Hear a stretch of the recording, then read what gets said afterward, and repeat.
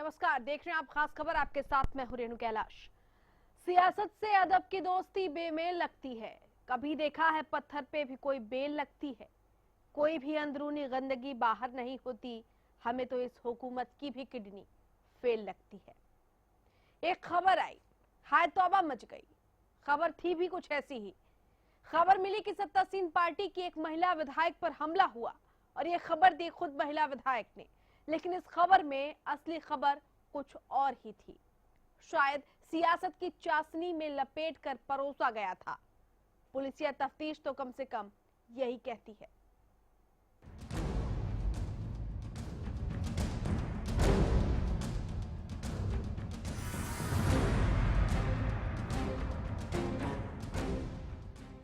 हरियाणा के अंबाला में बीते दिनों मुलाना हलके के विधायक संतोष सारवान की गाड़ी को हथियारबंद युवकों के रोकने का मामला फर्जी साबित हुआ।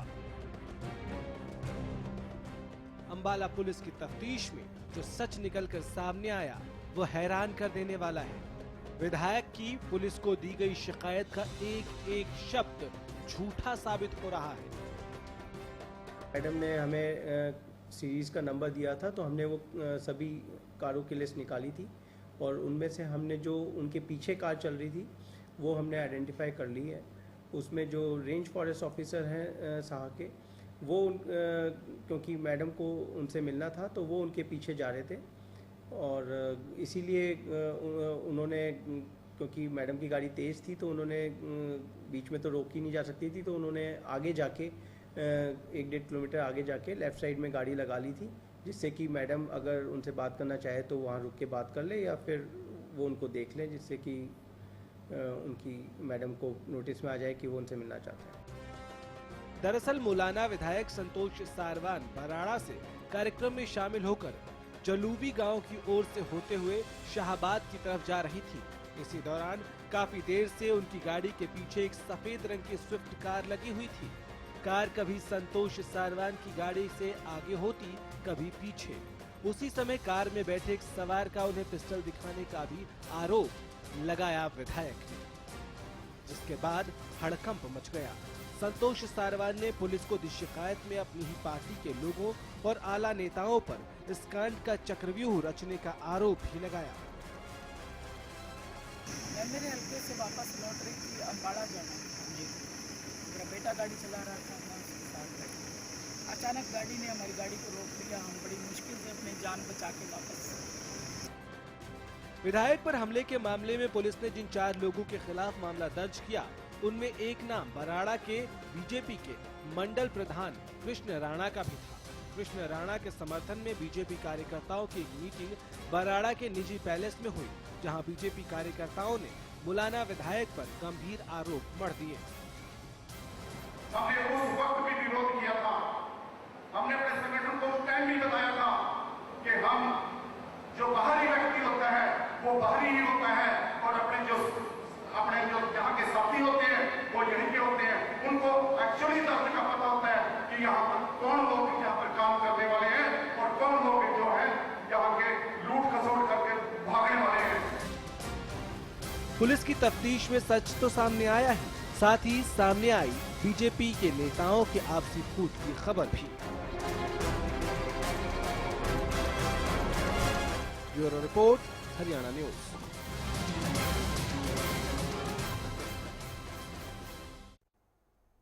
तो क्या शिकायत का एक एक शब्द झूठ है? क्या ये पूरा मामला फर्जी है? क्योंकि जिस तरीके से संतोष सारवान आरोप लगा रही थी, मामला बेहद गंभीर, आरोप भी बेहद गंभीर।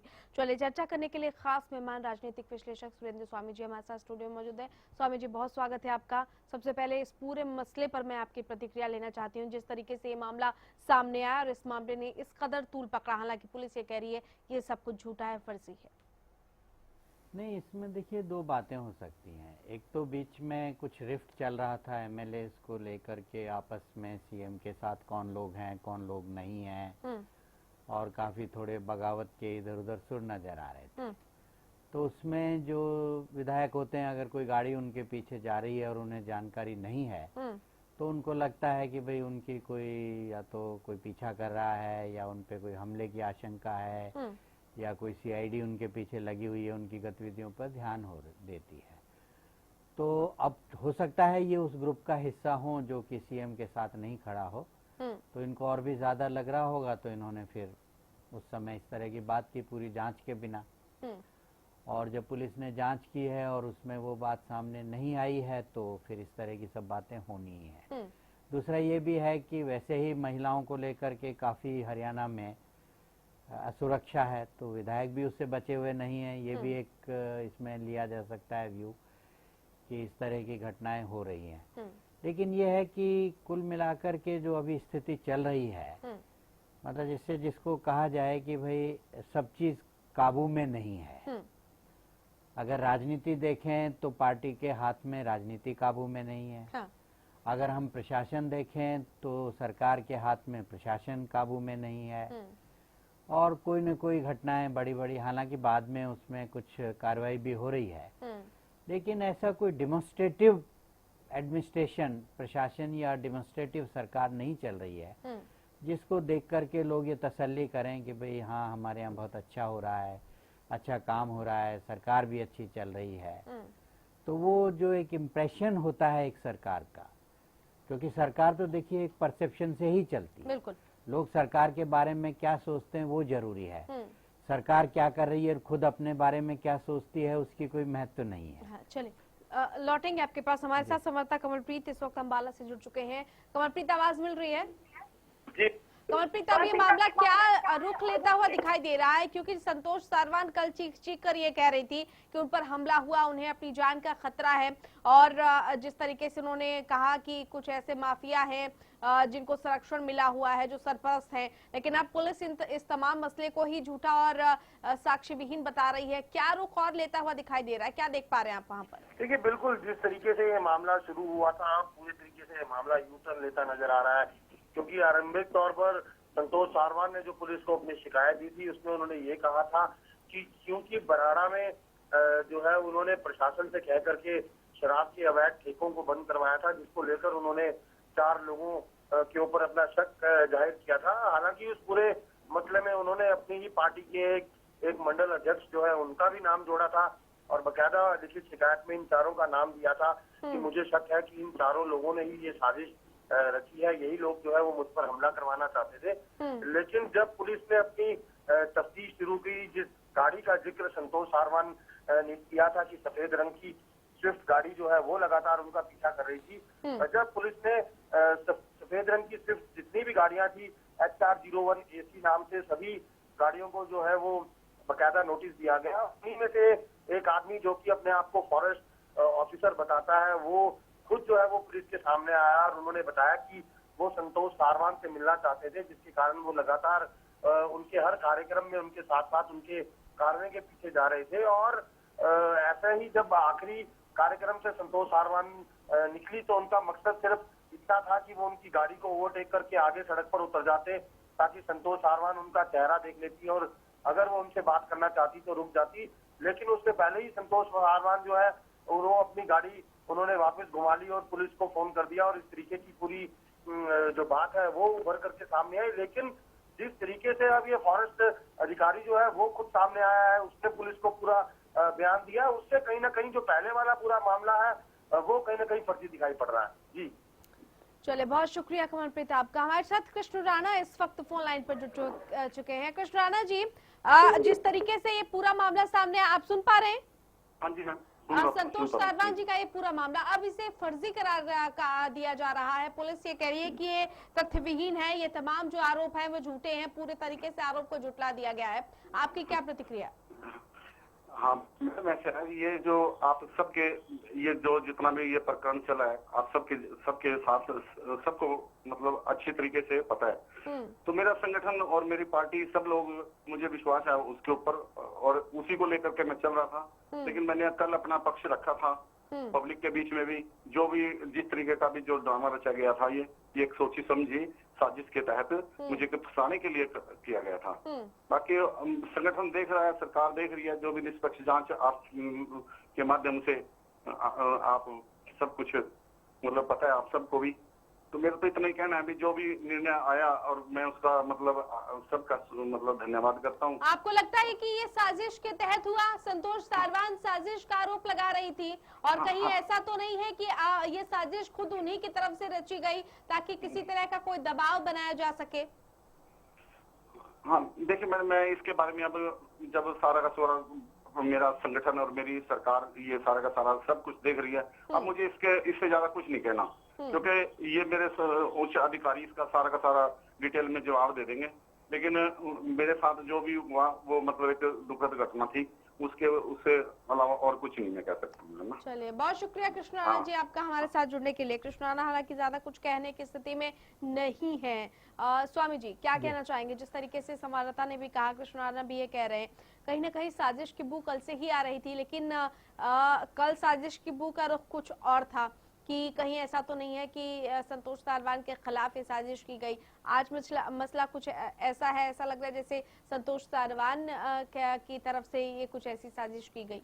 नहीं देखिए, इसमें पहली बात तो ये कि जो फॉरेस्ट ऑफिसर की जैसे आप ये बात बता रहे हैं कि वो कह रहे थे मैं उनके हर प्रोग्राम में गया और फिर आखिरी प्रोग्राम था तो वो मुझे देख लेती या मैं उनसे मिलना चाह रहा था, तो ये तो स्टोरी कुछ इसमें मतलब इतनी साफ स्टोरी नहीं है। हाँ बिल्कुल, क्योंकि अगर वो इतने प्रोग्राम में थे तो वो एमएलए को, वो भी फॉरेस्ट ऑफिसर हैं, वो एमएलए थी, उनको मिल सकते थे वहाँ पे। आप किसी भी प्रोग्राम में किसी भी एमएलए के शामिल हैं तो आप वहाँ मिल ही सकते हैं। मैं नहीं समझता कि उनको कोई रोकता कि आप नहीं मिल सकते उनसे। तो ये जो स्टोरी है कि वो उनके पीछे जा रहे थे, हर प्रोग्राम में थे, फिर उन्होंने सोचा मैं गाड़ी आगे कर लूँ, वो मुझे देख लेंगी। अरे आप फोन पे भी उनसे कह सकते थे किसी को। तो ये तो मेरे को थोड़ी स्टोरी में गड़बड़ लग रही है। दूसरा ये है कि जो अभी तक संतोष सारवान का अपना तो कोई पक्ष आया नहीं है पुलिस की रिपोर्ट के बाद कि वो इसमें क्या कहना चाह रही है, लेकिन मतलब इसमें यह है कि हो सकता है जैसे लेकर के बातें आपस में संगठन में हैं, और जब इस तरह की बातें होती हैं और गुटबाजी एक बार हो जाती है तो डिस्ट्रस्ट, अविश्वास पैदा हो जाता है। और जब अविश्वास हो जाता है तो आप कुछ भी बात करें तो आपको लगता है शायद आपके खिलाफ साजिश हो रही है।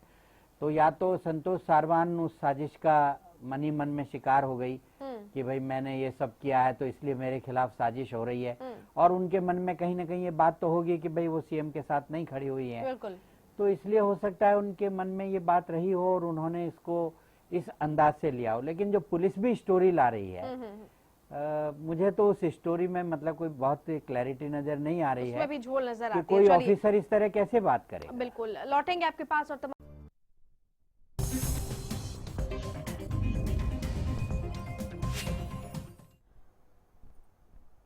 जी हाँ, बीजेपी विधायक संतोष सारवान पर हमला क्या झूठा था? क्या वो तमाम आरोप झूठे थे जो कि संतोष सारवान चीख चीख कर लगा रही थी कि एक मंत्री की सरपरस्ती में उन पर ये हमला किया गया? क्योंकि पुलिसिया तफ्तीश कुछ यही कह रही है। हम इस पर चर्चा कर रहे हैं। हमारे साथ लगातार सुरेंद्र स्वामी जी जो कि राजनीतिक विश्लेषक हैं बने हुए हैं। सुरेंद्र जी, ये भी सवाल कि क्या ये एक तरीके का दबाव बनाने की कोशिश थी, जिस तरीके के आरोप संतोष सारवान की तरफ से लगाए गए, और हाल के दिनों में आपने देखा कि विद्रोही तेवर विदेश संतोष सारवान के या उमेश अग्रवाल के तमाम लोग एक तरफ खड़े हुए थे? नहीं, वो तो है, जैसे मैंने कहा आपको दोनों बातें इसमें संभव हैं। क्योंकि अब ये तो जो फॉरेस्ट ऑफिसर इन्होंने पकड़ा है या जो सामने आया है, तो पुलिस को उससे पूरी तफ्तीश करनी चाहिए कि भाई तुम क्यों मिलना चाह रहे थे, क्या कारण था, तुम पीछे पीछे थे तो क्यों नहीं वो वहीं पे पहले मिल लिए, और अगर वो तुमको पहचान सकती हैं तो फ़ोन क्यों नहीं किया। तो एक आदमी सामने आया, हो सकता है उस सारे इश्यूज को डाइवर्ट करने के लिए उसकी भी गाड़ी का नंबर होगा, उसने आके बताया होगा। क्या होता है कि जब गुटबाजी हो, अविश्वास हो, तो ऐसी स्थिति में दोनों ही तरफ के लोग अपनी अपनी तरफ से अपने आप को विक्टिम बनाने की कोशिश करते हैं। तो संतोष सारवान भी विक्टिम बनना चाह रही होंगी कि भाई देखिए मेरे पीछे इतने लोग हैं, ये है, मैंने शराब माफिया को बंद करवाया और मुझे मारने की कोशिश, मुझ पे हमला तो हुआ या नहीं हुआ, लेकिन मतलब उसे लगा कि लोग उसके पीछे हमले के लिए चल रहे हैं, बिल्कुल। और दूसरी तरफ ये भी होता है कि क्योंकि इस सारे विषय पे पुलिस को देखना चाहिए कि कई बार यहाँ पे शराब माफिया हरियाणा में हावी है, इसमें तो किसी को कोई दो राय नहीं है, बार बार इस तरह के केसेस आते हैं। तो ये भी हो सकता है कि शराब माफिया एक दिखाने के लिए, प्रेशर के लिए 3-4 गाड़ियां लेके पीछे पीछे आगे पीछे कर रहा हो, ताकि उनको एक भय की भावना हो जाए मन में। तो ये सारी बातें सामने नहीं आ रही है। बिल्कुल, ये सारी बातें सामने आनी चाहिए। जी। डॉक्टर पवन सैनी हमारे साथ इस वक्त बीजेपी से जुड़ चुके हैं। सैनी साहब नमस्कार, आवाज मिल रही है? नमस्कार नमस्कार, आवाज अच्छी तरह मिल रही है। सैनी साहब, जिस तरीके से संतोष सारवान जी ने बड़े गंभीर आरोप लगाए कि उन पर माफियाओं ने जो है हमला करवाया और ये सब कुछ एक मंत्री की सरपरस्ती में हुआ, उस मंत्री साहब को सफाई तक देनी पड़ गई। हालांकि अब पुलिस महकमा ये कह रहा है कि ये पूरा का पूरा मामला झूठा है। आप कैसे देख रहे हैं इस पूरे मसले को? देखिए, वैसे तो नजदीक से मैंने जाकर के इसको स्टडी नहीं किया जी। और मैं तो इतना कहना चाहूंगा, हमारे अगर संतोष सारवान जी ने इस प्रकार की शिकायत की है तो उसमें अपना जो पुलिस प्रशासन है अच्छी तरह मुस्तैदी से इसकी छानबीन करेगा और जो अगर दोषी पाया गया उसको बिल्कुल सख्त से सख्त सजा दी जाएगी, उसको बख्शेंगे नहीं। अगर ऐसी प्रकार अगर कोई भी किसी ने भी किया ऐसी घटना, उसकी मैं निंदा करता हूँ। नहीं, लेकिन वो ठीक है, वो निंदा करना ठीक है सैनी साहब। मैं जो जानना चाहती हूँ कि अब पुलिसिया तफ्तीश यही कह रही है कि संतोष सारवान की जो आरोप है वो झूठे हैं, तो यहाँ पर झूठा कौन है? क्या संतोष सारवान झूठ बोल रही है, साजिश की कोई बू आ रही है, या संतोष सारवान कह रही थी कि उनके खिलाफ साजिश की जा रही है? ये मसला क्या है, किस तरीके से किस तरफ जा रहा है? क्या संतोष सारवान की तरफ से कोई साजिश की जा रही है या वो साजिश का शिकार हुई? देखिए, जब मैंने अपना वक्तव्य देना शुरू किया, सबसे पहले मैंने यही कहा कि मैंने इसकी गहराई तक नहीं जाना। मैं मतलब गया नहीं हूँ, मुझे पूरी जानकारी इसके मामले में नहीं है। इतना कहूंगा, अगर उनके साथ इस प्रकार का दुर्व्यवहार कोई घटना हुई है उसकी निंदा करता हूँ और पुलिस प्रशासन पूरी तरह से मुस्तैदी से इसकी छानबीन करेगा। अगर दोषी होगा उसको बख्शेंगे नहीं, चाहे कोई भी है उसको बख्शेंगे नहीं। अब ये मामला स्थानीय पुलिस से बताएगी। अगर ये मामला फर्जी निकलता है या झूठा निकलता है जैसा कि पुलिस तफ्तीश बता रही है, तो क्या होगा सैनी साहब? वो जो है ना संतोष बहन जी से जो है ना पता करना पड़ेगा, उनसे पूछेंगे अपने लोग। क्यों तब उस वक्त पुलिस अपनी निष्पक्ष जांच नहीं करेगी? नहीं, निष्पक्ष जांच तो करेगी ही, उसमें कोई डर, वो तो मैं कह रहा हूँ वो तो निष्पक्ष जांच करेगी ही। उसमें अगर कोई दोषी हो उसको सजा देंगे। अगर किसी ने इस प्रकार की घिनौनी हरकत की है, अगर हमारे विधायिका को इस प्रकार का लगा है तो वो भी चर्चा, हमारे सीएम साहब सबका ख्याल रखते हैं ना, वो बुला करके सारी चर्चा करेंगे उनके साथ।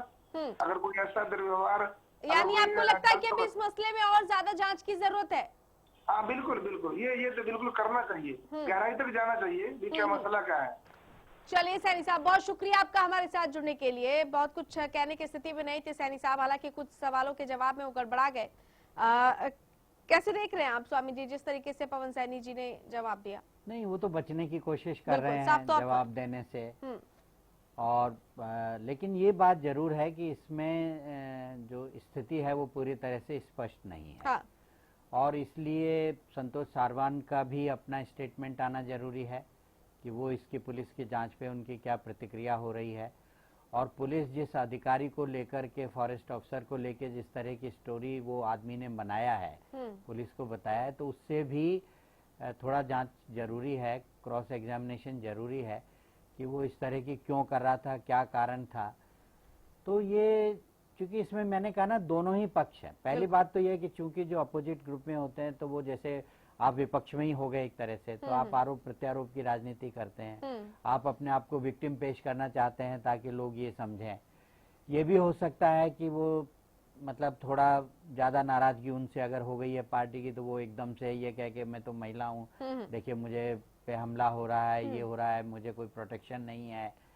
तो ये एक पहलू है। बिल्कुल। दूसरा पहलू जो पुलिस लेके आई है फॉरेस्ट ऑफिसर का, वो भी कुछ बहुत स्ट्रेट पहलू नहीं है, या और ज्यादा जांच तो की इसलिए जरूरत है। इसमें थोड़ी ज्यादा जांच की जरूरत है। और स्थिति स्पष्ट होनी चाहिए। जब एक विधायक ने कोई बात उठाई है तो विधायक को और वो फॉरेस्ट ऑफिसर को फेस टू फेस करें, उससे पूछें, उससे भी तफ्तीश हो, और ताकि ये स्थिति स्पष्ट होनी चाहिए पूरे तरीके से स्पष्ट हो, भ्रम की जो वस्तु स्थिति है वो दूर हो सके।